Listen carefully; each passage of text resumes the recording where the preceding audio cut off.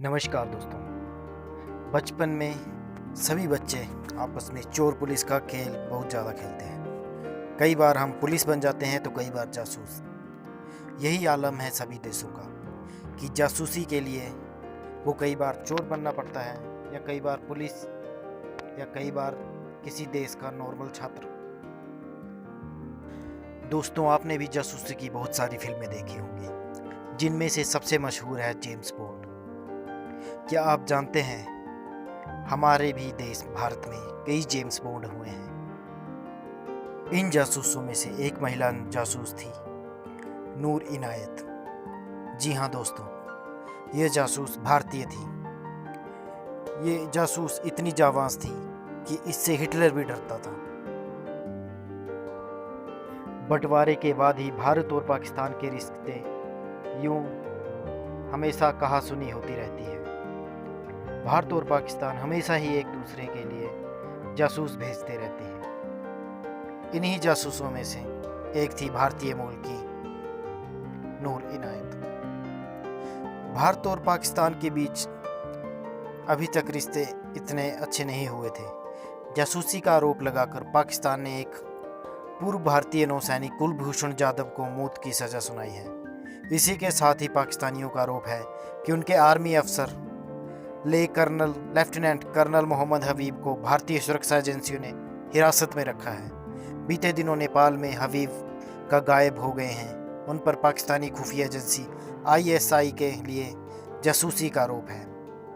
दोस्तों, पुराने टाइम से ही, जब से हमें आज़ादी मिली है, उसी से समय से जासूसी होती रही है। इन काम में महिलाओं को सबसे परफेक्ट माना जाता है। दुनिया भर में जासूसी के इतिहास में नीदरलैंड की माता हारी का नाम सबसे ज़्यादा मशहूर है, लेकिन बहुत कम लोग ये जानते होंगे कि भारतीय मूल की नूर इनायत खान उनसे भी ज़्यादा जाबाज जासूस थी। आलम यह था कि उनके नाम से दुनिया का सबसे बड़ा तानाशाह हिटलर भी डरता था। नूर मैसूर के महाराजा टीपू सुल्तान की वंशज थी। नूर की ज़िंदगी पर एक किताब भी लिखी गई है, जिसका नाम the spy princess the life of Noor Inayat Khan है। इनको श्रावणी बसु ने लिखा है। इसमें नूर के जाबाजी के कई किस्से लिखे हुए हैं। नूर खान का जन्म 1914 में मॉस्को में हुआ था। उनकी परवरिश फ्रांस में हुई, लेकिन वह ब्रिटेन में रही। उनके पिता हिंदुस्तान से थे और सूफी मत को मानते थे। उनकी माँ अमेरिकन थी। दूसरे विश्व युद्ध के समय में परिवार पेरिस में रहता था। जर्मनी के हमले के बाद उन लोगों ने देश छोड़ने का फैसला लिया और नूर एक वॉलंटियर के तौर पर ब्रिटानी सेना से शामिल हो गई। वह उस देश की मदद करना चाहती थी जिसने उन्हें अपनाया था। उसका मकसद फांसीवाद से लड़ना था। महज 3 साल के भीतर 1943 में नूर ब्रितानी सेना की एक सीक्रेट एजेंट बन गई। नूर एक सूफी थी, इसलिए वे हिंसा पर यकीन नहीं करती थी, लेकिन उन्हें मालूम था कि इस जंग में उन्हें लड़ना था। नूर की विचारधारा की वजह से उनके कई सहयोगी ऐसा सोचते थे कि उनका व्यक्तित्व खुफिया अभियानों के लिए उपयुक्त नहीं है। एक मौके पर तो उन्होंने यह भी कह दिया कि मैं झूठ नहीं बोल सकूंगी। ये बात किसी ऐसे सीक्रेट एजेंट की जिंदगी का हिस्सा नहीं हो सकती जो अपना असली नाम तक का इस्तेमाल ना करता।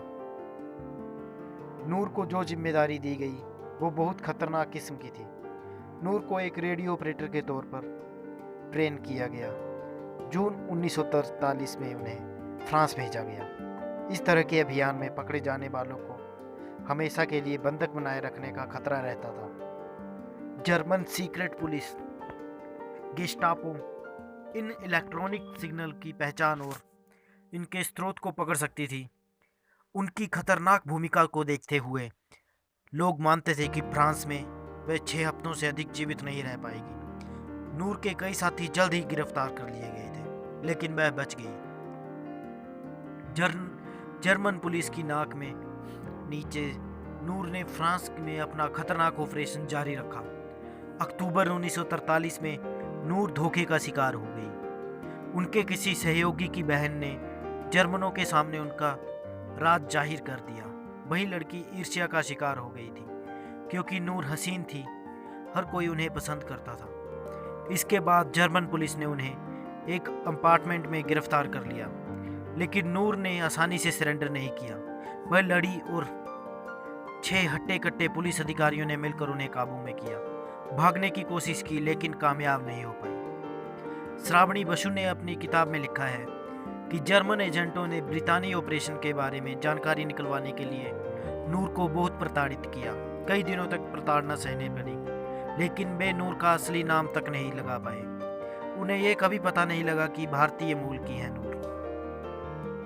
कैदी के रूप में 1 साल गुजारने के बाद उन्हें दक्षिणी जर्मन के एक यातना शिविर में भेज दिया गया। वहां उन्हें नए सिरे से प्रताड़ित किया गया।